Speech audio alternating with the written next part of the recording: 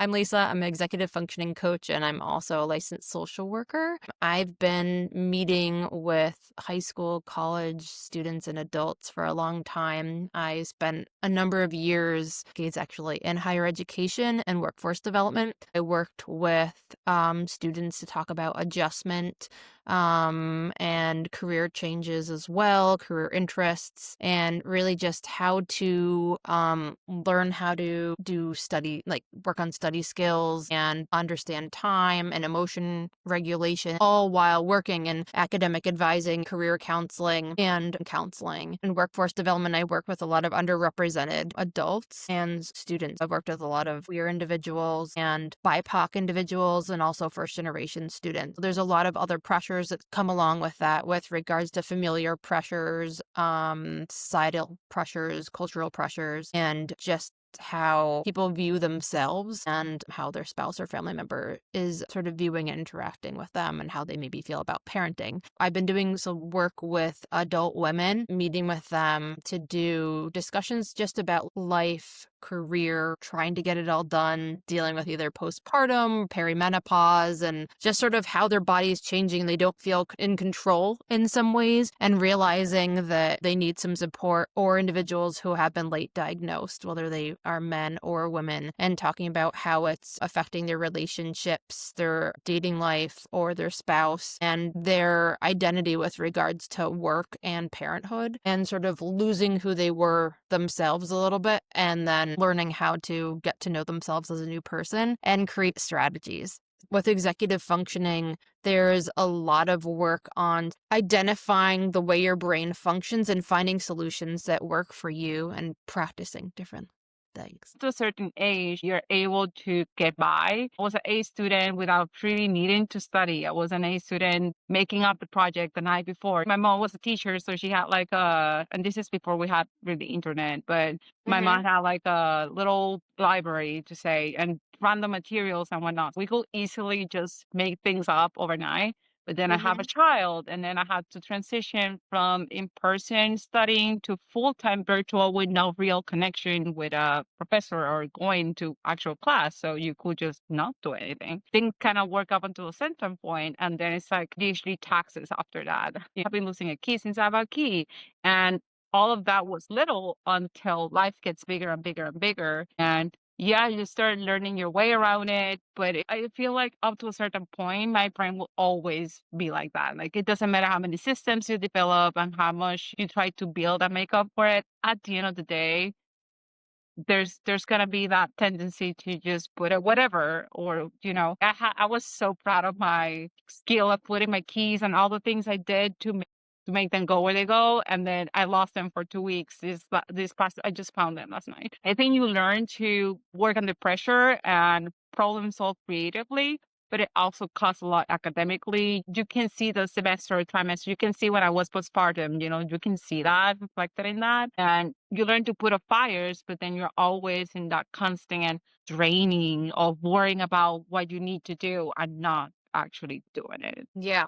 Yeah. I think you touched on a lot of things there. And I think there really is this ebb and this flow. It's like, oh, I'm getting this system down. I did this thing 5 days in a row. And then it's like, oh, I just heard that a friend of mine has a medical diagnosis and is not doing well. And then like something could plummet and you're like, oh, I didn't get to it because I was planning on flying out and whatever it is, or things were great, but then my friend asked me to come out. And so I did. And then when I got home, I threw my keys on the table. People who live in cities, it's like, which block did I park my car on? Right. That's happened to me before. And so I was like, you know what? I think I'm going to get an air tag. And so I have the air tag in my car.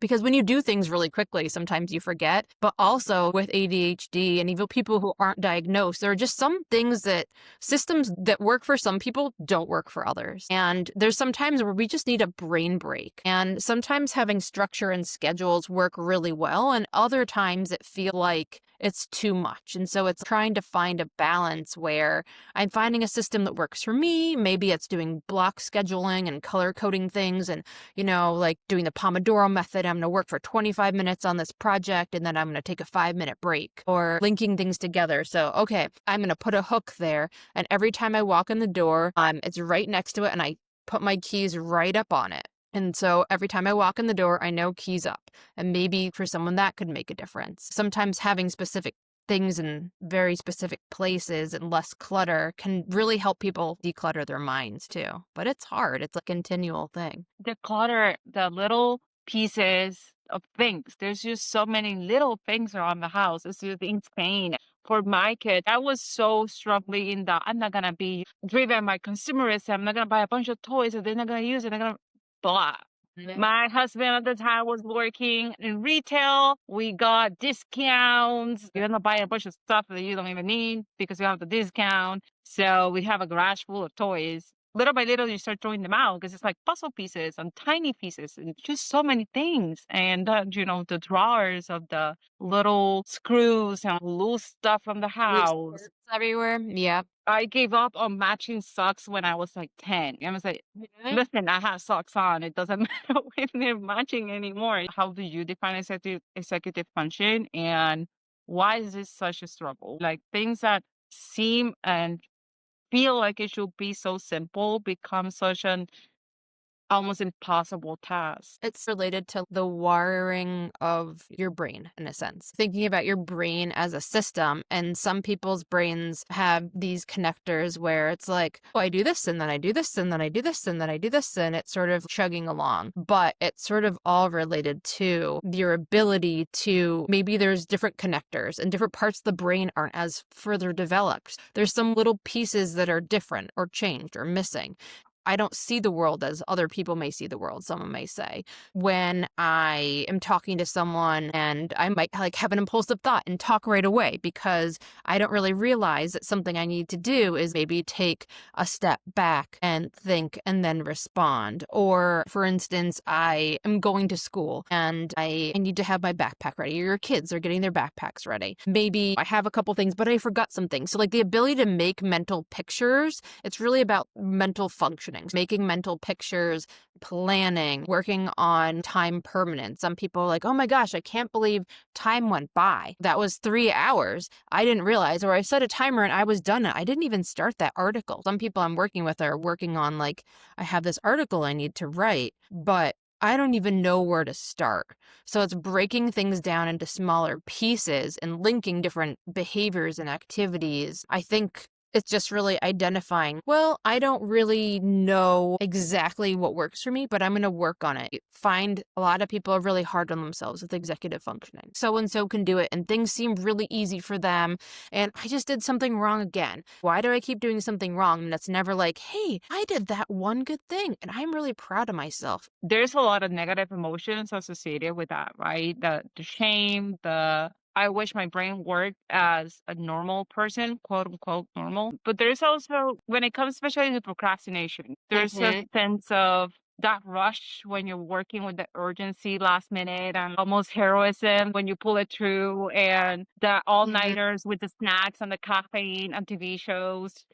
I don't think that's a stock about much. Sometimes you are, I don't want to say addicted because I don't mean addicted in the actual sense, but you get used to that rush, right? Like, Yeah. Yeah. I had a college roommate who did her college thesis in 2.5 days continuously right before it was done. That was interesting. I find some people do like that rush, or even sometimes people with ADHD, negative behavior is a reinforcement. They'll argue and get defensive, and that's a little rush for them. Like, oh, I'm going to prove my point and things like that. Oh, I'm going to beat the clock. Or I'm just thinking about my ideas and, I'll get it done. Executive functioning helps, or is really the ability to have specific cognitive functioning skills, like that regulation piece. So it can be, again, like the emotional regulation, the time permanence, or just time management as well. Flexibility and adaptation is one. Planning is another. There's a lot of these things that really come into like, oh, I have an assignment due.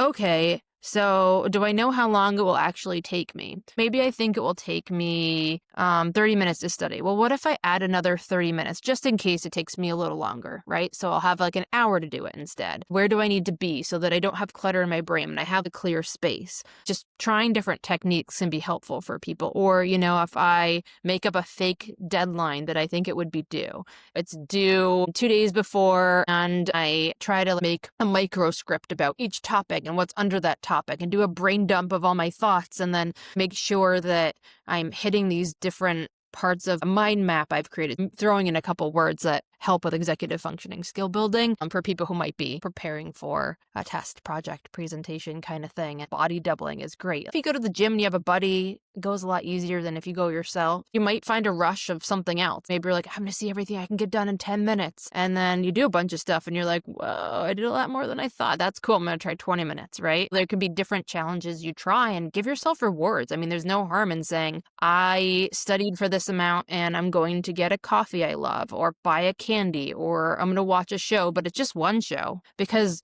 a lot of executive functioning struggles are around doing non-preferred tasks. If people love what they're doing and they're getting this rush from like playing a video game, they don't want to stop, right? They're enjoying it, but then you actually have to adult or do different things that like I'm going to do my laundry so that I have the right thing to wear for my uniform for work. There's stuff we have to get done instead of like, oh no, I showed up at work and I'm missing the pin I need and my shirt's really wrinkly because I didn't spend time ironing it. Finding ways to get through the non-preferred tasks so that you can have these great rewards. I sometimes cheat, and if I get too stuck in what the reward will be, sometimes I like give myself the reward without actually completing what I'm supposed to do. I feel like fake deadlines don't work as well for me. The only consistent thing that has helped is one, changing the idea that we need to be motivated to get something done. Sometimes you look at the dishes and I really don't feel like it. So I have to like train myself to say, I don't need to feel like doing it to just get it done. And Mhm. I joke there's no time that my house or my bathroom, whatever it is cleaner than when somebody's coming. That panic, just panic clean Yeah. everything. Or when you're avoiding doing something that you really have to do, right? Like if you have a huge paper, hey, I'll run it clean than doing this. And this is less painful. I always struggle with planning things and like time block and whatever, because then I will just do a lot of that. And like I will plan for the person I want to be, not the person I am. So I will like, this Yeah. is how I'm gonna change my life tomorrow in just 8 hours. Yeah, I totally feel that. I used to be like, I'm gonna get this cute planner with these cute pens and then these cute folders that match, and then it will be great. And it's like, well, actually, am I someone where that system will help? I used to carry around a paper planner, and that was great. But, it's like, okay, where do I keep the folders when they get home? Do they have a place? Sometimes things definitely work for one person and don't work for another. But I think like coupling something fun with something not fun can be good. So I'm going to listen to a podcast while I clean the bathroom for 20 minutes. And I'm going to use Trello or another program where I can put all the things I have done and how long I need to do and how much time they will take. For instance, okay, I have this meeting and I have another meeting in an hour and a half. I'm going to get myself a drink of water and have a piece of chocolate, but I'm also going to do maybe 5 sit-ups because I told myself I was going to work out. And working out could mean anything. Doesn't mean I need to go for a run. I'm going to do 5 sit-ups. Cool, I did it, right? Trying to link different things in that way, or what I was saying. When you walk in the door, remember your keys are there. Trying sometimes to have the preferred task balance with the non-preferred task, or just make it really micro, right? I'm going to do it with a timer for 5 minutes and I'm going to see what I can get done. And I'm going to do that every day, little drawer or area of my house, and do it for 5 minutes. And sometimes it's like, I can do anything for 5 minutes, right? So then it becomes a challenge too. What are the absolute basics that you have to do? How do you get started? Understanding how your system works and how do you actually develop systems around that? In my intake calls, what I'd like to do is ask a lot of questions and really listen to what brings you here today. And sometimes it's, oh, a spouse wants me to, or I want to. So it's good to find out, is there intrinsic motivation into wanting to do these things? And who have you seen before? Have you grown up and everyone is always like, they're the lazy one. They don't get stuff done. There's lots of inner dialogue that people have with themselves and about the way they think of themselves. Who have you been to professionally to talk about it? How has your experience been so far? And pie in the sky, what would you like things to be like? So doing some imagining can be really helpful too for people. And then doing a brain dump of these are all the things that I would love to work on. Okay, let's pick one of those out and we're going to start there. It's really thinking about doing small incremental steps. There's not a magic pill, and people with ADHD or other people challenging with executive functioning are like, I just want to do it. I don't want to learn to surf. Just send me out there. I don't want to have to take the time to do the safety training and to do all this stuff. I just want to do it. I think really partnering with people, and it's not therapy. I'm a coach, and so I'm helping people gain skills and I'm listening to what they're saying. I met with someone today who wrote me an email. I don't know if we should meet today. I didn't do anything we talked about last week. The fact that you're writing this email and you sat and thought, I didn't do anything last week is an accomplishment. That's a win. When I meet with people, I talk about and we write down what's a win from this past week. And it could be really easy. I was really stressed out at work. I was meeting up with friends and I was going to walk in and just be like, oh my gosh, this happened. And then I had traffic and this and that. But I realized, what if I just took a breath when I walked in and the person took a breath when they walked into the restaurant and felt like they were able to settle themselves between transitions? And that's a big accomplishment. They're becoming more mindful of their inner feelings, which they maybe didn't have any awareness of before, and how to regulate those. It's about starting small and partnering with someone to help them feel like they have space to make mistakes. They have space to try something small. We can practice out loud, like, how do we walk through this things together? Okay, you have to plan your kid's birthday party. What are some steps that you might take to do that? Because it seems overwhelming. I'm just going to take on planning the birthday party. Where do I even start? Let's write out all the steps. We try to work on things incrementally and talk about sort of how they're related to other things in our lives. Like that same pie in the sky, met a person before you, and we were talking about what will be my big role in regards to my practice. And well, the big dream is this, but I mean, that seems so far away that learning to get the reward in the little steps may be a little bit more of like the difficulty, especially when we're as a society so focused on achievement that only has to be this big win for us to consider it a win. And that can be really depleting. And well, doing this little small task is not really getting my dream, but I need to get this done so my dream can happen at some point. It's hard to build rewards within the small things that we have now. I talk to college students, I say, the things I think that help people be the most successful in college, they're actually the executive functioning skills, whether you call them that or not. It's like, I feel like I'm struggling, so I went to the professor's office hours and I talked to him about a question I had. Or I was able to get up and shower at the time I needed to and make it to my class on time. Those are the things that I think are the things that can help students be really successful. It's not just like I'm smart or not. Also, thinking about sort of the pie in the sky thing, it is really hard sometimes with people with ADHD and, even people who haven't been diagnosed, but specifically with people with ADHD to have mental pictures, or what I was saying in the beginning about like having a mental picture of what something could look like, could be as simple as pie in the sky. What would I want my kitchen to look like when I'm going to have guests over, right? Okay, let's talk about steps with 5-minute things. And it might not be a big achievement, but it's like a small thing. There are also very big achievements. I've talked to people about their careers or their relationships, and my achievement is to stay married to my spouse and blah, blah, blah. Or my achievement is to get a VP position. And okay, great. And that's a lot of pressure too. But let's talk about in the career counseling realm, like what could you do to work on those pieces for scaffolding so it doesn't seem so big.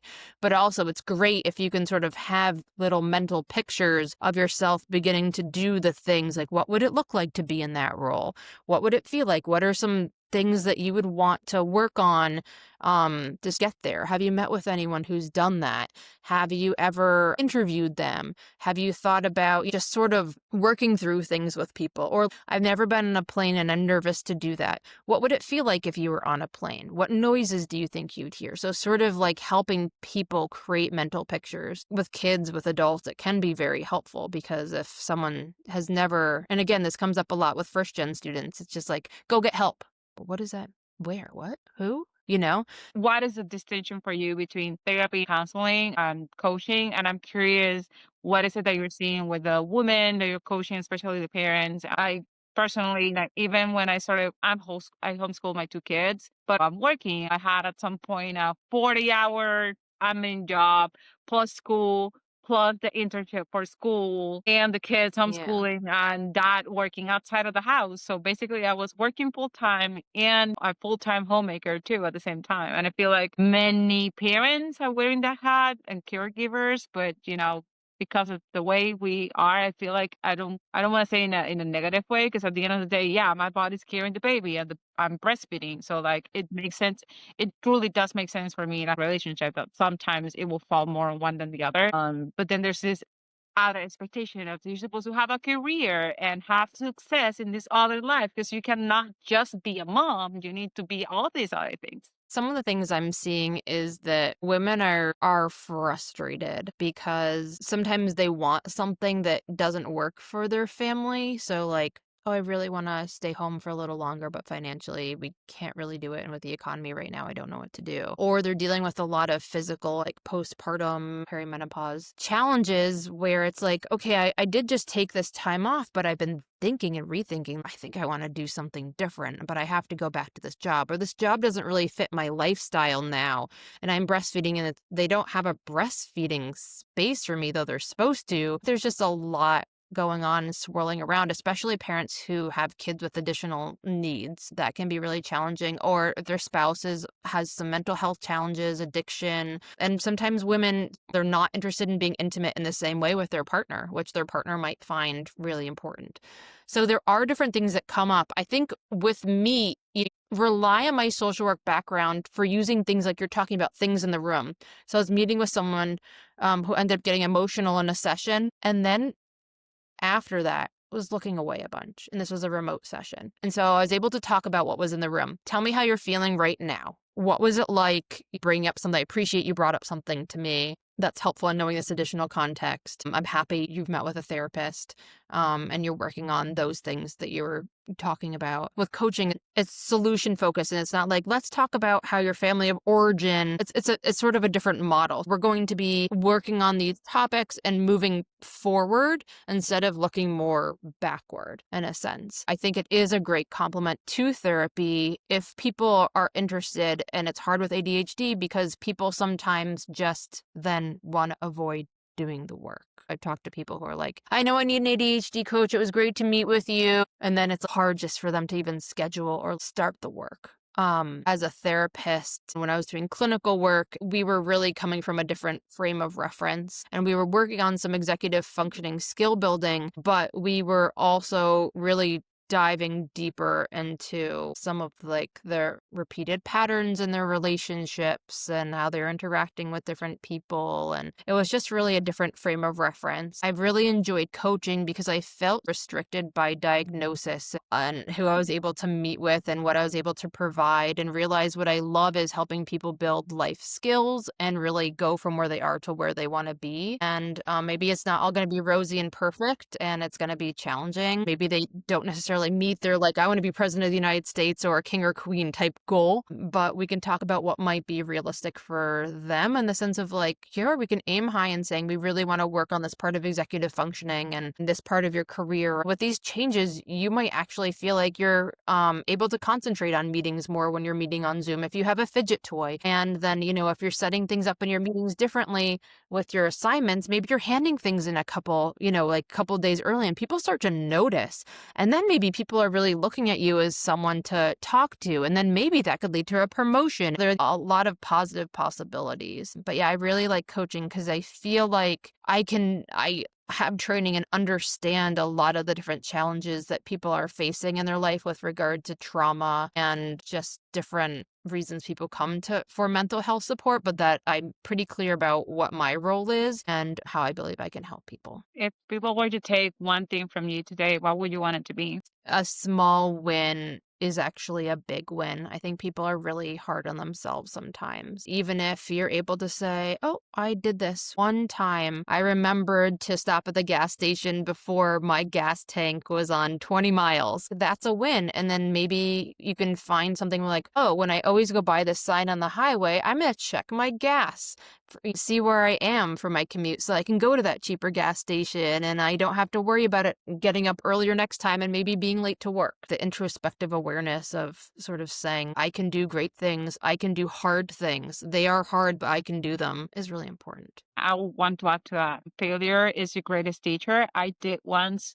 procrastinated for so long to get gas that I ran out. There was one executive function myth that you will dispel today? Is there one that you want to talk about? Yeah, I will say first about what you were saying, natural consequences can be very helpful for kids. My son was putting together this little Lego thing and I said, "We're going to be late to camp and you're going to miss some of the introductions at camp." And he's like, "I want to play with this little Lego thing." And then he ended up getting to camp and he reported to his dad, "Hey, I missed some of introductions." It was a natural consequence for him. I think a big myth is that people with ADHD are just lazy and don't want to do something. It almost doesn't matter how important something is. It is still very hard for people to get something done. It might be in one ear and out another. If you have someone in your life who has ADHD, it's important to say, "I'm here for you," and really switch the way that you're thinking about talking to them. And maybe saying, instead of, "Oh my gosh, I can't believe you didn't feed the cat again. Why? What's wrong with you?" You could say, "I noticed the cat still looks hungry." So there's different ways to sort of, it's not passive. There's different ways to engage that person, or sort of flip the script of, "Oh, I have a good daughter and I have this really annoying one who never gets stuff done and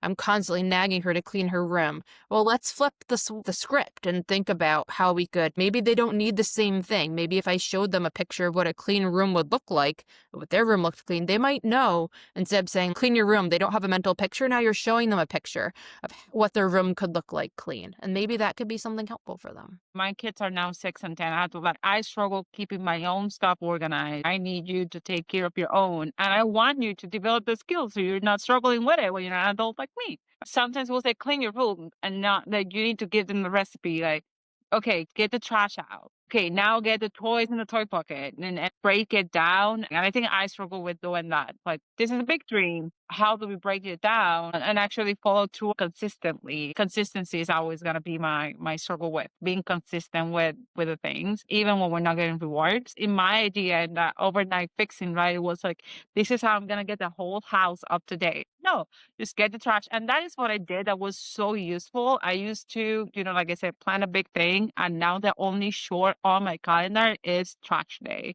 And that worked for us wonders. That's great. Yeah, and that's a big win if, like, you feel like your trash is now going out consistently and, like, I have this extra space and my kitchen doesn't smell, or, whatever it is. But breaking things down, and also some people just make a chore chart or just say, like, "Do this, do this, do this," and it's sort of going one ear and out the other to someone. But helping create that mental picture, walking through it with someone. This is how we take out the trash. This is where we put the trash. We're going to bring in the trash. And then sometimes families just divide and conquer or outsource. I know someone who has a personal assistant that's not very expensive, and it's the person who waits on the phone when you're calling the insurance company for them, and who does these little things that they don't have time to do, and then they can use their time for something else. Or some people have meal delivery because they feel like, okay, I can spend my time doing something else and this takes something off of our plate. And, I'm always the one who's then going to clean up. Maybe I know paying my bills is difficult, so they're going to be on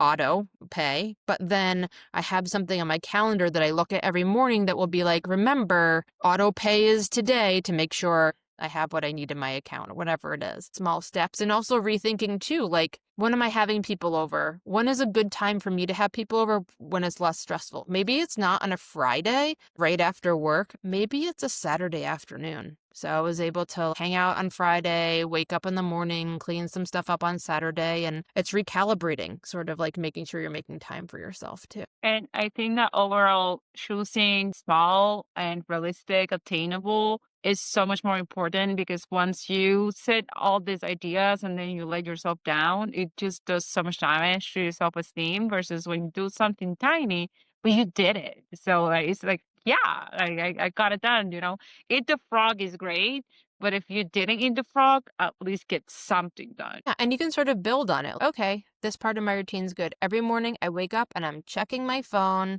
and not anything on social media, and then I'll be lost down a rabbit hole for 20 minutes, but I'm just going to check my phone on my calendar. What am I doing this morning? And then before I go to bed, what time do I need to wake up to know I'll have enough time? I'm going to try to wake up this amount of time. It's more than I need, but I want to make sure I have extra time, and I'm looking at my schedule. And maybe you're doing two things in the morning versus one thing that, can be really helpful too. And sometimes just asking for help. Um, is really the first step for people, and sort of saying like, "Hey, this is something I'm struggling with and I'm working on," or I could use a buddy to, you don't always want the external prompting, but I could use a buddy to check in with me, and I'm going to put it on my calendar. We're going to meet today to go for a walk because I want to do something related to fitness. I think that's important too. You don't have to have it done. You don't have to have it done perfect. It's a learning process, and you're going to get things are going to become easier when you have some more clarity and space in your brain. How can people find you and engage in executive function? There's a lot of great podcasts about executive functioning coaching. You can go on Spotify, you can find them on Apple, like YouTube, a lot of different places to find great free options with regard to podcasts, which some people really like, or books. You can also do it as a complement to seeing a therapist or just in general. For me, you can just go to lisasidney.com. There's a lot of different executive functioning specialists, but you do want to look for someone who is, if they're per se working with a kid, who's not the one cleaning out the backpack and doing all the external prompts, but then is working with your student to figure out what works for them. That's something to think about. A lot of people do free intro calls for their coaching opportunities or have different specialties. There is a lot of free resources out there and a lot of free things. You can use Trello, you can use Calendly, you can use your Google Calendar. There's even apps where you can grow a little tree if you don't look. Like, I'm going to stay off screen time and try to meet my goal. And so your little tree's growing because you're still working on the project you need to do. There's fun gamify type things too, depending on what you're into. So you can be like, I grew my forest. That's such an accomplishment, right? And it means cool, you just did your project for 35 minutes. That's great. So some people really like that reward piece to it. That's cute. I never heard about that one. Yeah. I don't remember the name. There's one that you have like a character and it's kind of medieval game kind of thing, and you complete your chores and get Yeah. points or something. But to me, it has too much customization, so I feel like I'm just gonna waste my time in this. I'd rather just do the That's thing. yeah. And there are ways put your computer on productivity mode. Try to be in an environment where there's minimal things on your desk or work somewhere else, before you come home. It would be, helpful for, let's say, a college student to do their homework in the library before going back to their dorm, or for someone working, maybe you can get some work done on the train while you're coming home. Oh, something I did want to say is when you have a lot of those ideas and big ideas, a notebook or a page on your notes on your phone that you can keep with a brain dump, put all your ideas in, and then you can take certain things out and work on them. I'm curious, as you mentioned, like within the executive functioning coaching, there's also other needs. What is yours? I work with a bunch of high school, college students talking about transitions, managing assignments, family dynamics, things like that. And then women who are, dealing with the postpartum job changes and perimenopause and just things in their relationships. I've been meeting with a number of professional men who are talking about being parents, feeling like they're not carrying enough mental load, working on what it means to be a worker in society right now and how successful or unsuccessful they feel and how the pressures, especially being late diagnosed. Thank you. Thank you for taking the time to share a bit about your work. I definitely look forward to seeing the other resources. Love the idea of the forest. I think gives you such a visual. Yeah, or flora with the flowers. There's just lots of really cool things out there, using Trello or Asana, different ways to organize things. But you don't want to get wrapped up in all the apps and all the resources. Starting with small steps is good.